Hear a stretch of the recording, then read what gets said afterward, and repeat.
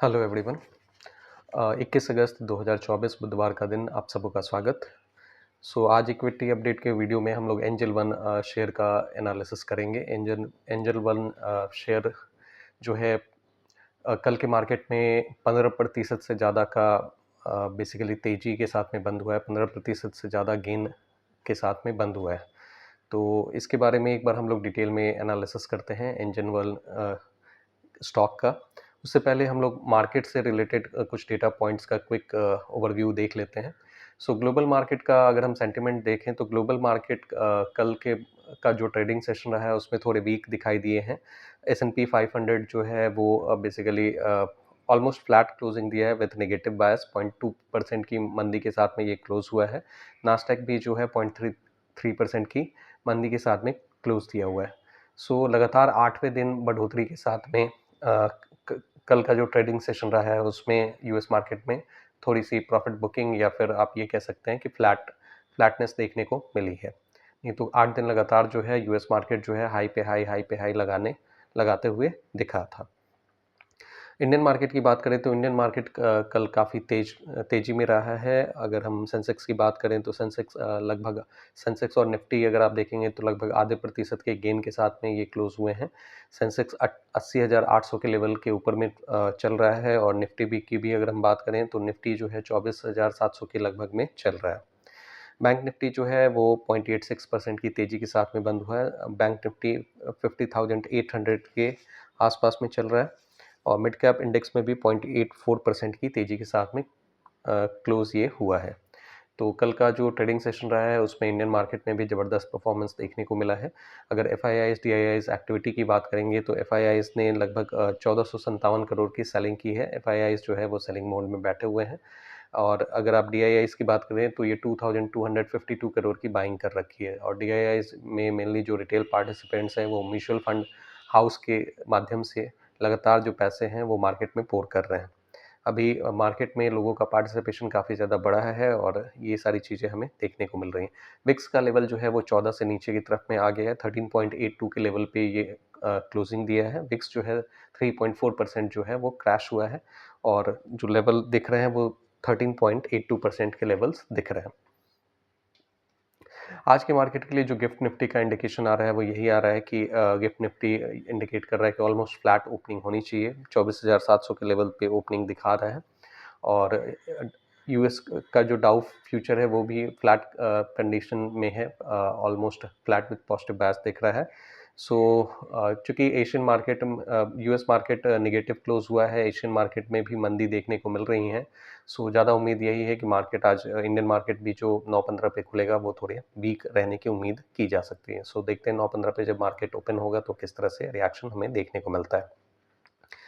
बाकी stock specific details में हम लोग एंजल वन का डिस्कशन करते हैं। एंजल वन जैसा कि हमें पता है ये ब्रोकरेज फॉर्म के तौर पे काम कर रहा होता है। ये डाइवर्सिफाइड फाइनेंशियल सर्विसेज के अंडर में आता है। अगर इसके प्राइस की बात करें तो जो करंट प्राइस है वो 2697 रुपीज़ के लगभग का है, यानी 2700 रुपये के लगभग में इसका जो शेयर है वो ट्रेड कर रहा है। मार्केट कैप अगर आप देखें तो 24,300 करोड़ की ये कंपनी है मार्केट कैप के अकॉर्डिंग। 3 साल पहले जो ये कंपनी थी ये मात्र 2400 करोड़ के आसपास की थी। अभी 24,000 करोड़ के आसपास में ये पहुंच गई है। 10 टाइम्स जो है पिछले 3 साल में मार्केट कैप का इजाफा हमें देखने को मिल रहा है। हालांकि जो अभी करंट प्राइस हमें देखने को मिल रहा है एंजल वन का वो अपने हाई से लगभग 30% करेक्टेड है। मोर देन 30% जो है अभी भी करेक्टेड मोड में है। फेस वैल्यू इसका 10 रुपये का है। ROE बहुत इम्प्रेसिव है। 43.3% का ROE ये मेंटेन कर रहे हैं। सेल्स ग्रोथ भी काफ़ी इम्प्रेसिव है। अगर 3 साल का एवरेज सेल्स ग्रोथ देखें तो 49% का सेल्स ग्रोथ है। अगर 5 साल का एवरेज सेल्स ग्रोथ देखें तो 40.6% का ये एवरेज ग्रोथ रखे हैं। तो सेल्स ग्रोथ जो है वो काफ़ी इम्प्रेसिव हमें देखने को मिल रहा है। वैल्यूएशन वाइज अगर हम देखें तो पी रेशियो के अकॉर्डिंग अगर देखें तो ये 20.3 का पी रेशियो मेंटेन कर रहे हैं, जबकि इंडस्ट्री का जो पी रेशियो है वो 15.1 पे है।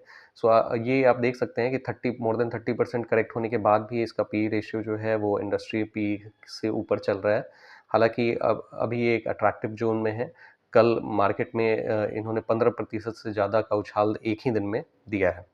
डेट टू इक्विटी जो है वो 0.84%, 0.84 के लगभग में है। प्रोमोटर होल्डिंग की अगर हम बात करें तो जून क्वार्टर के अकॉर्डिंग जो प्रोमोटर होल्डिंग हमें देखने को मिल रहा है, इसमें प्रोमोटर के पास में 35.6% के आसपास में स्टेक है। एफआईआईज जो हैं वो 15.36% पे हैं। यहाँ पे प्रोमोटर और मार्च क्वार्टर से जून क्वार्टर में अगर आप देखें तो प्रोमोटर ने अपना स्टेक डिक्रीज़ किया है, एफआईआईज ने भी अपना स्टेक डिक्रीज़ किया हुआ है। हालांकि डीआईआईज का पार्टिसिपेशन बढ़ा है। अभी जो करंट जून क्वार्टर के बेसिस पे जो इनका पार्टिसिपेशन दिख रहा है वो ये है, 14% जो है डीआईआई इसमें बैठे हुए हैं। सो promoter holding 35.6% as per June quarter. FIIs का पोजीशन जो है वो 15.3% के आसपास में है, डीआईआईज जो है 14% में है। अभी भी जो डिफरेंट ब्रोकरेज फर्म्स जो हैं या डिफरेंट रिसर्च फर्म्स जो हैं वो इसका जो टारगेट है वो अपने पुराने लेवल पे दे रहे हैं, लगभग 3400 से 4000 के लेवल्स जो हैं ये डिफरेंट ब्रोकरेज फर्म्स हाउस जो हैं वो इसका टारगेट दिए हुए हैं। हालांकि एक चीज़ आपको समझना चाहिए कि कोई भी स्टॉक अगर आप बाई कर रहे हैं तो वैल्यू बाइंग करना चाहिए।